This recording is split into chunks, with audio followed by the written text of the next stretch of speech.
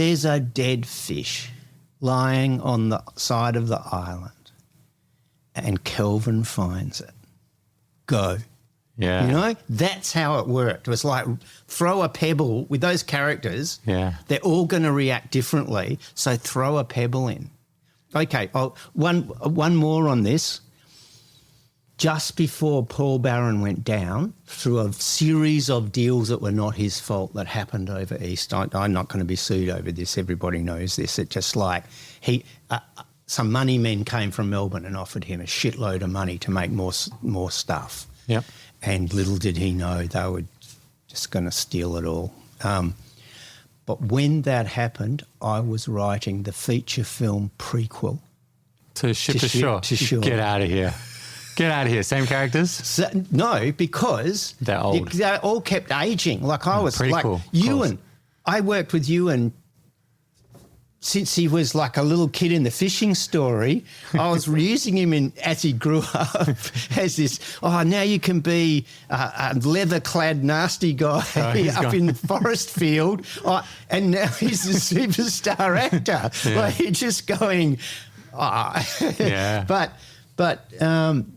But so we had to so that was what I pitched to them and we worked on was like, no, we have to go back to the beginning. We could have Hermes, because he was an ageless bully, failing bully, but we had to go. So we decided, let's go back to when whatever the company, the naval company was called, when we need to do our shit somewhere. And someone sells them the idea of Cersei Island, I reckon. Yeah. Is that what happened? Yeah. Yeah. Is that what the prequel was going to be in the prequel? That was the prequel was going to be. And they managed to sell the idea that they had to have it there because kind of Martians were kind of looking. Was our premise. Yeah, yeah. So everybody's running around back in the pre-days going, and of course they had to get Hermes and everybody on board because it's like, well, you won't have a job if you don't. Who's going to spot Martians better than Heavy and Darkness? Yeah, absolutely. It was, and all this was like pre light day. Like here we are now, and the whole world is consumed by conspiracy theories. Yeah. But the whole prequel was a conspiracy theory that if you didn't get onto Cersei Island, who was going to stop the Martians? Yeah. Okay, that makes sense. Oh, it was so good. What was it like writing dialogue for somebody that is an established character like Hermie and Darkus? How much of it did he say? How much did he just go Robin Williams on you? He's good. He's a pro. No, he's a pro. I mean, every kid show I ever worked on as a director, you really needed some adult pros around to hold it together. I mean, I think you got to be more gentle with kids acting, and you don't get a lot of takes, so you got 3 takes. Yeah, and then just, they've had it. They're not professional, so they don't get better at take 100. Yeah, yeah. So you got 3. So you got to keep it fresh for them. But I think the adult pros hold those shows together because there's also a kind of, later on in Ship to Shore, and I wasn't directing then, some of the kids got a bit full of themselves and, just realised that they went, it's like the world, realised they should have a bigger Winnebago. They shouldn't have to do stuff in the ocean. The championship hangover. Yeah. Everyone on a championship team gets ad deals and stuff, and they think they're the man. Yeah, it's a tough one. It is. It's crazy. It is a crazy world. I told my girls they weren't allowed to be actors. One of them's a filmmaker. Yeah. So, but I just hammered them all the time. And you need a day job. And you did you? And they weren't even. I made films for their primary school. I said, you're not allowed to be the star. Yeah. They're like 11 years old. They're going, but Dad, I'm born for this. What good are you?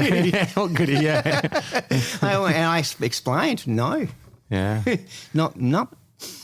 And what was it about filmmaking that you think was dangerous? Would you ill-advised for them? Oh, I think people tell lies to cast too many times, and the cast then start telling lies back. I think in the end, there's a kind of which I've always, by the way, loved about Australian actors, especially working a lot with the Whopper actors, which I had a great gig there for like 10 years teaching screen acting to Wolfman and Francis O'Connor. And, I just learnt so much from teaching those clever actors. Yeah. But you just got to have your head screwed on. I don't know, I'm watching the Robbie Williams thing on Netflix at the moment, and, Amy Winehouse, and it's just when kids are acting, you just really got to take care of them because, there's some days at the ABC in Sydney before I left, and we've all had days like that where you're putting out 20 minutes of drama. It's just hard, yakka. Yeah. And you need to, and some actors get naughty and just got to tell them whatever they want to hear so you can get the take done, and that's not the ideal, but it is a crazy world. So I also have a belief that you shouldn't get fame in your head too early because we've seen all the bands in all the world and all the actors in all the world. It's too much to deal with. Yeah. I just think it's too much to deal with, and people do need to lie to you to get you to do what we want you to do. Yeah. And it's good to be honest with actors, and it's really important, but it's somewhere along the line that line is crossed. So I just thought they should not get there too early.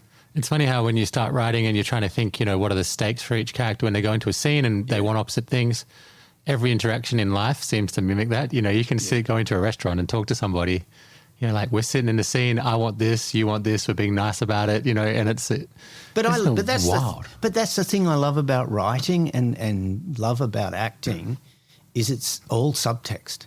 Mm. The text is just the thing. But the subtext is what's so interesting and what's so malleable, and what actors go, well, what about if, what about this? Or what about one of my many dopey anecdotes about teaching at Whopper was I had these scripts that are called that have, you can go any way with them. You can just do them any way. They're neutral. They're called neutral scripts, and so you can just do anything. It's a great acting exercise. It's a great writing exercise. It's a great directing exercise. And I was just doing them with all the actors and actresses, and then one of the actresses said, "Ron, you always have the girls come on. The guys are always here. The girls come on. What's that about?"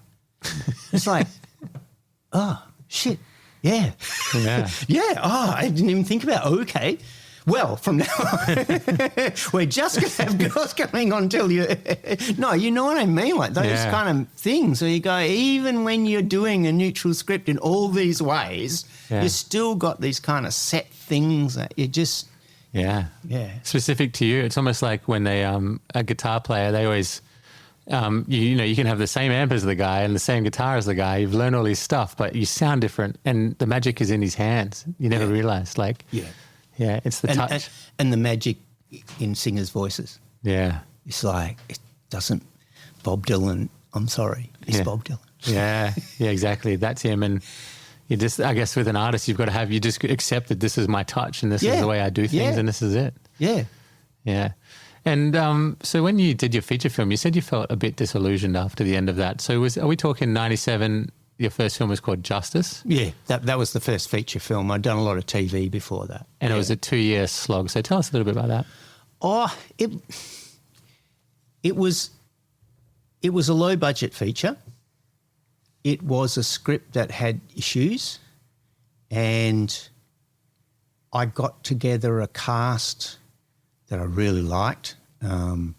And I had some cred from I'd worked with Marcus. I'd worked with a lot of the people over East, and I worked with a dream DOP. It was just a dream team. I had a dream team, and we worked hard on making what was potentially a B grade.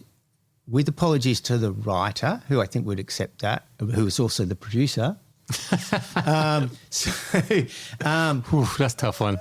That's a tough one. It's a tough one. Yeah. But we shot all of the script and we had lots of good, productive fights on set with the cast, trying to make it better, and the crew making it better. And we did. We made a $1 million film look like $5 million. Yeah. And we made a B-grade thriller have some honesty and grit and, like be about a place and be about real people in a place that this shit happened to. So I think we made a quite good film, but then it didn't go anywhere. It tanked. They lost. My issue is they had an executive producer on board who was going to sell the film, and the executive producer bailed as the film was finished. So they had no market. They had no connections to a market. So suddenly we were just, it's like writing a novel that no one hears about. Yeah. Like it doesn't matter how good it is. And it wasn't, I'm sorry, it wasn't the best thing that was ever made. I acknowledge, there's no doubt. It was a B-grade film made honestly, and you either got on it. It wasn't the worst film made that year. But it just never got sold. And it never took off, and it got some respectable reviews, but it just went nowhere. And you used the word, you used that phrase before about ship to shore, about, when the angels all arrive at the same time and how rare that is. Yeah. And it was like, I don't know, I want to use a football metaphor, but I'm an Eagles supporter and I'm in Fremantle. You're in the heart of Fremantle. I won't do it. I won't do it. But when you have but you have a team that's really good at, you have the South African cricket team. How's that? That's it. No one will be offended. I don't know how good they are, but okay. They're a good team, and they never got to the finals. They were the second best team. It was sort of like things have to go right, and then they have to go right, and then they have to go right again. Right time, right place, everything. And the budget got put off, which has happened to me before, and when you've got children and you're paying your mortgage with a credit card, that's just excuse me, folks, that's fucked. Yeah. It's just, it's hard. And then you got to rock up the next day on set and be the leader of the mob. Yeah, absolutely. And you might have the unit is going off, deciding they're not going to cook because there's no ham available or something. And you're like, dude, are you kidding me? Like, do you know what we're sacrificing to be here? It happened to me in Sydney by a really, really good actress. Yeah. She's in my ear. I got 20 minutes to do, and she's going, where do I park my car on? I couldn't find where to park my car. It's like, that's the one question that wasn't in my whole day. So I think it was more about, okay, if it's going to cost this so much to do something that I really got on board with, and all the people got on board with, like, it was such a good crew. If we had had another one to go on to straight away, it would have been good too. So again, no agent. I got offered a couple of films straight afterwards, but they were kind of bad, and I just wanted to make I actually wanted to make a more honest film, like one of mine that would, change the world, not. But, I just, and I was just like, and I can just sit at home and write fairy stories that are engaging and are made. So I think I've got a thing about it has to be made, I think it has to be shown. And for the feelings that you got from that part of your career, how do you advise students now? You're a teacher and you're lecturing for a long time. I remember coming into film school and you're like, dude, I'm the next David Fincher. Are you kidding me? And you must see a million kids like that. So what do you advise them now with the modern way films are going and streaming and, this immensely different landscape? Our approach, and I have been at Murdoch and I have been at East Cow, and, and so it's not just a, corporate spin. I think we teach collaboration. We break people down. We used to identify the David Finchers. in first year and break them. No.